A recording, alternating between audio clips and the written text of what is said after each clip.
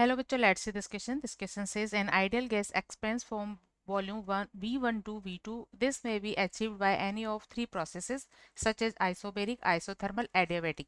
Which of the following statement is not true for delta E? Key concept for this question is expansion of ideal gas. Key concept for this question is expansion of ideal gas from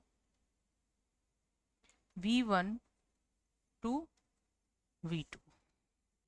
ideal gas का expansion करने पर जो work done होता है उसको calculate करने के लिए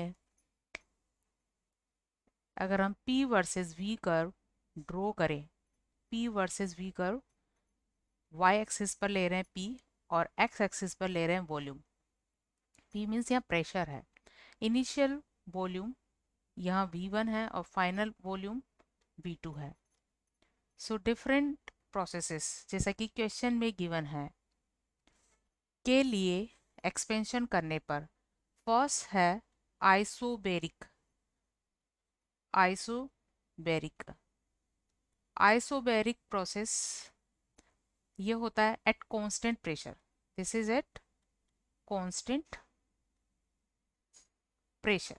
कांस्टेंट प्रेशर पर ये प्रोसेस होता है और इसके लिए internal energy change delta U या यहाँ पर इंटरनल एनर्जी चेंज को डेल्टा यू की जगह डेल्टा ई लिया है।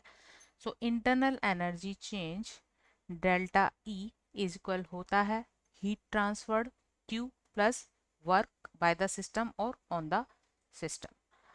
क्योंकि आइसोबैरिक प्रोसेस है और आइसोबैरिक प्रोसेस में कांस्टेंट प्रेशर पर एक्सपेंशन होता है, तो इसके लिए एक्सपेंशन कर्व पीवी कर्व इस तरह से होता है। क्योंकि पी कांस्टेंट है, सो V1 से V2 जाने पर ये जो शेडेड एरिया है, ये शेडेड एरिया इसमें वर्क को रिप्रेजेंट करता है। ये रिप्रेजेंट करता है वर्क को। सो यहाँ डेल्टा ई इक्वल हो जाएगा Q प्लस W। अब क्योंकि एक्सपेंशन हो रहा है तो एक्सपेंशन के केस में जो वर्क होता है वो कैसा होता है, नेगेटिव होता है। इसमें सिस्टम को सेल्फ काम करना पड़ता है। सेकंड है isothermal. Isothermal means constant temperature पर process, isothermal expansion and this is at constant temperature. और कांस्टेंट टेम्परेचर पर इंटरनल एनर्जी चेंज जीरो होता है और डेल्टा ई इक्वल होगा यहाँ भी Q प्लस W और डेल्टा ई इसके लिए क्या हो जाता है जीरो, तो Q प्लस W। सो यहाँ से Q इक्वल होगा माइनस W। अब क्योंकि आइसोथर्मल प्रोसेस में यहाँ एक्सपेंशन हो रहा है और एक्सपेंशन में वॉल्यूम इंक्रीज हो रहा है और वॉल्यूम इंक्रीज हो रहा है तो इसके लिए वर्क सिस्टम को करना पड़ रहा है, तो यहाँ पर W क्या होता है, नेगेटिव होता है। एंड इसके लिए हमें कर्व, इसके लिए अगर हम कर्व बनाएं तो कर्व पीवी कर्व इस तरह से मिलता है, इस तरह से ये होगा आइसोथर्मल के लिए। फर्स्ट है आइसोबेरिक के लिए, आइसोबेरिक प्रोसेस के लिए, एंड सेकंड है आइसो थर्मल के लिए, और नेक्स्ट है एडियाबेटिक। एडियाबेटिक के लिए हमें कर्व इस तरह से मिलता है, एडियाबेटिक। और एडियाबेटिक के केस में वर्क सबसे कम होगा क्योंकि ये जो एरिया है, एरिया यहाँ वर्क को रिप्रेजेंट करता है, तो इसके लिए एरिया सबसे कम है और वर्क इसका सबसे कम होगा।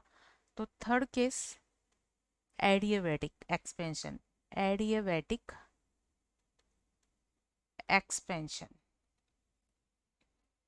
एडियाबेटिक एक्सपेंशन के केस में डेल्टा ई इज इक्वल होगा Q प्लस W, बट इसके लिए Q जीरो होता है। एडियाबेटिक का मतलब जब हीट का ट्रांसफर ना हो, तो Q इज इक्वल क्या है, जीरो है, तो डेल्टा E इज इक्वल होगा W।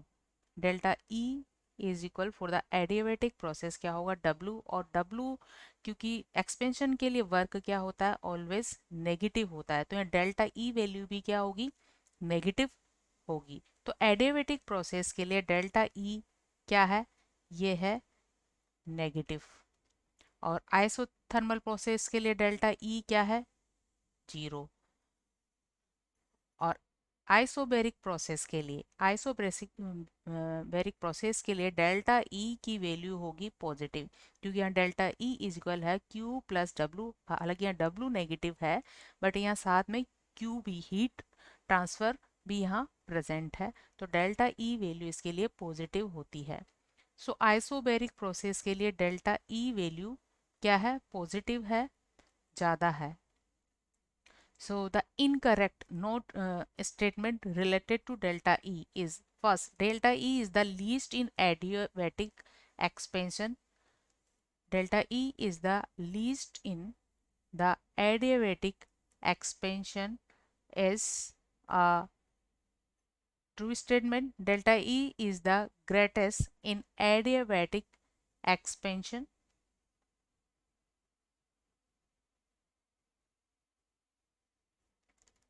is wrong. Delta E is the greatest in isobaric process. It is also true. And the delta E in isothermal process lies in between value obtained under isobaric and adiabatic. It is also true. तो इस data के basis पर हम explain कर सकते हैं कि delta E is greatest in the adiabatic expansion, in the adiabatic expansion is wrong, क्योंकि इसके लिए डेल्टा E वैल्यू सबसे कम होती है। So final answer of this question is B. Delta is the greatest in the adiabatic expansion is not a true. Hope you understood it well. Best of luck.